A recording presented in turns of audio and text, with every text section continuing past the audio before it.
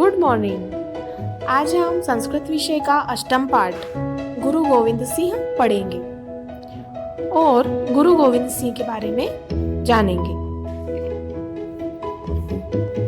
इस पाठ में छात्र और शिक्षक के बीच संवाद चलता है।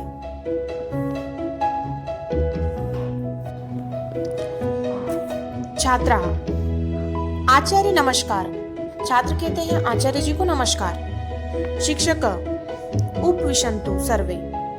शिक्षक कहते हैं सभी बैठे।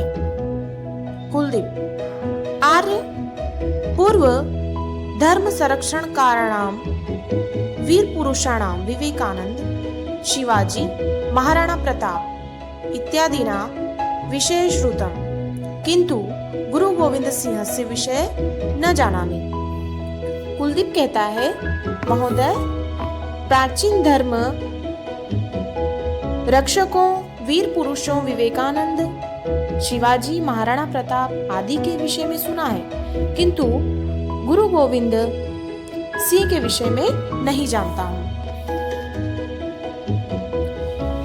प्रताप: महोदय, वह गुरु गोविंद सिंहस्य चरिह नातु मिच्छामः। अर्थात प्रताप कहता है महोदय, हम गुरु गोविंद सिंह के जीवन चरित्र को जानना चाहते हैं। विनीता: श्रीमान तस्य चरित्रस्य किम वैशिष्ट्यम। विनीता कहती है श्रीमान, उनके चरित्र की क्या विशेषता है। शिक्षकः: गुरु गोविंद सिंहस्य शौर्य, धैर्य, त्यागः, दूरदृष्टिः, सेवा भावनादिकम विशिष्टम आसीत्। शिक्षक कहते हैं गुरु गोविंद सिंह की वीरता, धैर्य, त्याग, दूरदृष्टि, सेवा भावना सभी विशेष थे।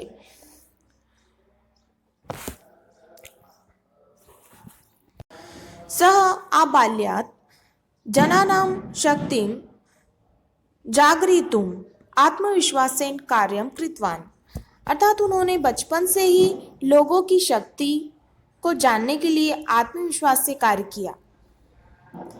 समाजं संस्कृतुम् अखंडतां स्थापितुं धर्मे निष्ठा वर्धयितुम् अहर्निशं प्रयत्नं कृतवान्। अर्थात समाज को सुधारने, अखंडता स्थापित करने और धर्म में निष्ठा बढ़ाने के लिए रात दिन प्रयत्न किया। एषः सिक्खानां धर्मगुरु आसीत्। अर्थात ये सिखों के धर्मगुरु थे।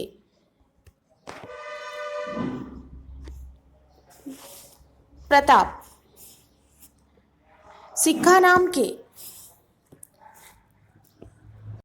प्रताप कहता है सिख किनका नाम है। शिक्षक: सिख धर्मानुयायिनः। सिक्खा अर्थात सिख पद को मानने वाले सिख है। यथा जैन धर्म तथा सिख धर्म। जैसा जैन धर्म वैसा सिख धर्म। भारते भव धर्मा विकासम प्राप्तः। अर्थात भारत में बहुत से पंथों अर्थात मार्गों का विकास हुआ। अतः सर्वे धर्मा समानः, इसलिए सभी धर्म समान है। कुलदीपः: किम गुरु गोविंद सिंह सिख धर्मस्य प्रवर्तकः।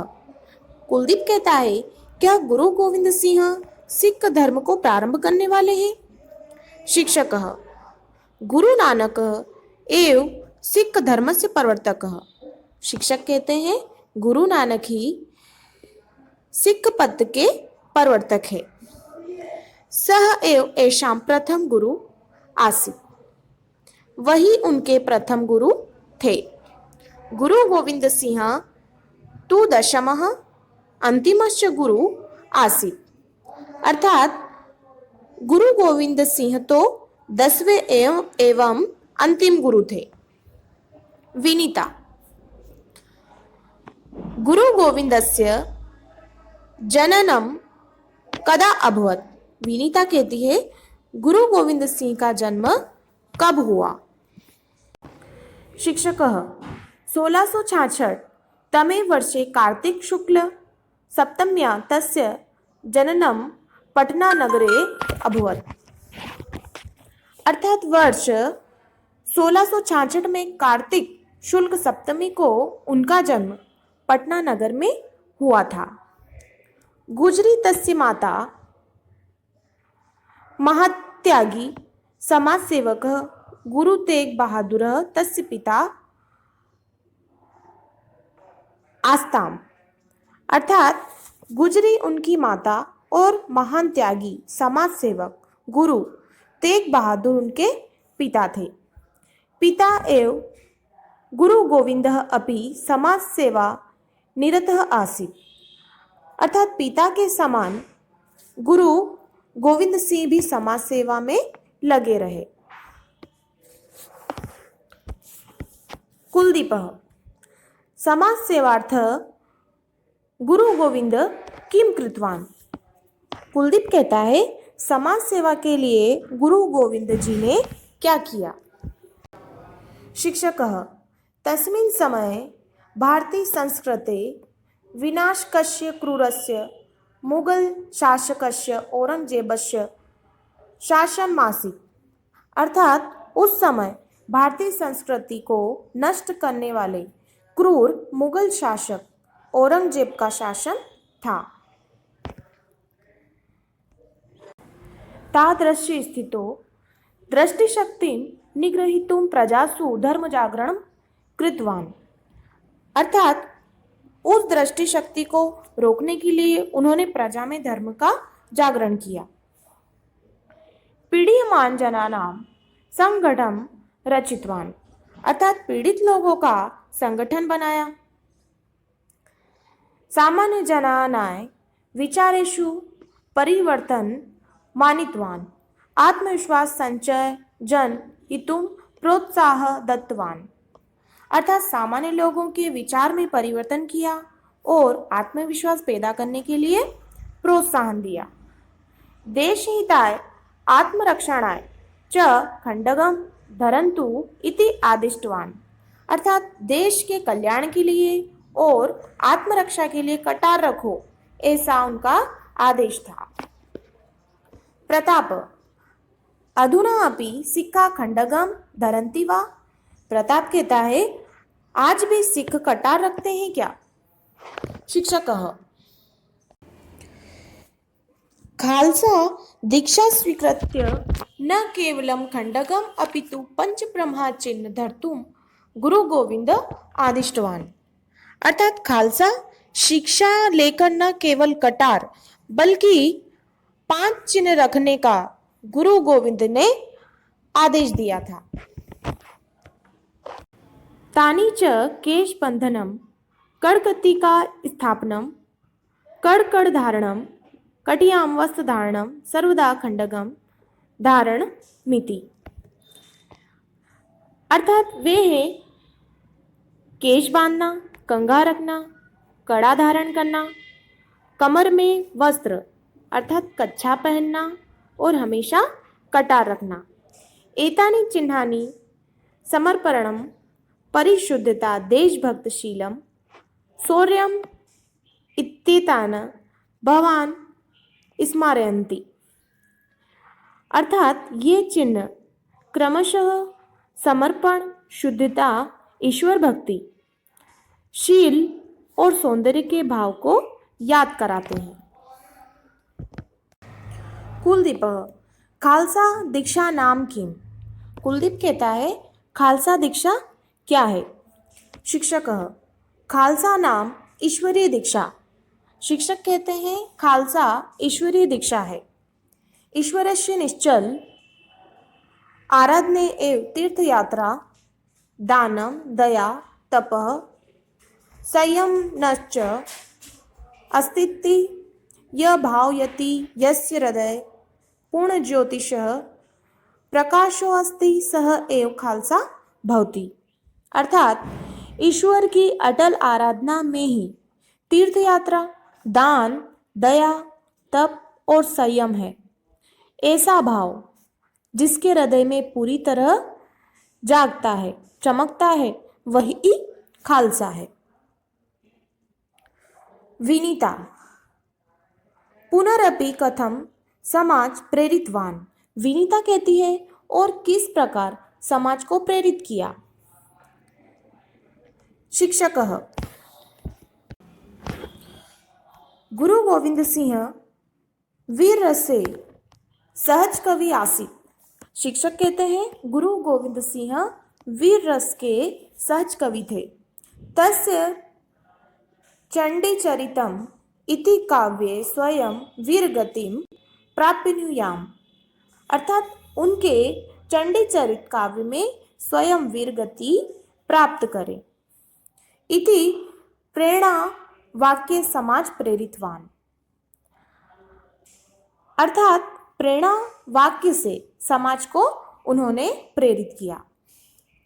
विचित्र नाटकम इति पुस्तके स्ववीर गाथा सूचितवान। अर्थात विचित्र नाटक पुस्तक में आपने वीर गाथा को बताया है। प्रतापः गुरु गोविंदस्य अन्य वैशिष्ट्यानि कानि। प्रताप कहता है गुरु गोविंद जी की अन्य विशेषताएं क्या थी। शिक्षकः कबीरः गुरु नानकः सूरदासा दय भक्ता आसन। शिक्षक कहते हैं कबीर गुरु नानक सूरदास आदि भक्त थे। गुरु गोविंदस्तु वीर भक्त आसी। अर्थात गुरु गोविंद तो वीर भक्त थे। स हिंदू शक्ति संगठितवान। उन्होंने हिंदुओं की शक्ति को संगठित किया।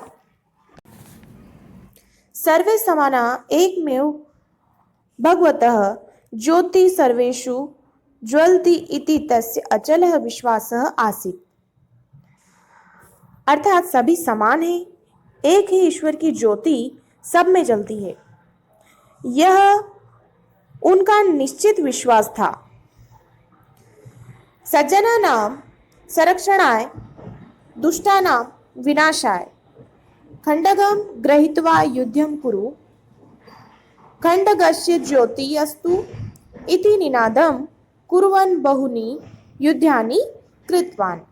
अर्थात सज्जनों की रक्षा के लिए दुष्टों के नाश के लिए खंडग धारण कर युद्ध करो, खंडक की जीत हो आदि नारों का उद्घोष करते हुए बहुत से युद्ध किए।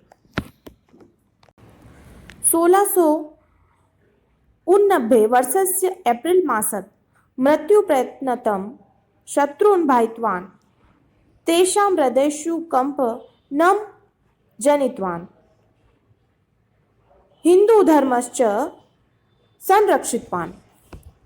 अर्थात सन 1679 के अप्रैल माह से मृत्यु प्रयत्न शत्रुओं को डराकर रखा, उनके हृदय को कंपा दिया और हिंदू धर्म की रक्षा की।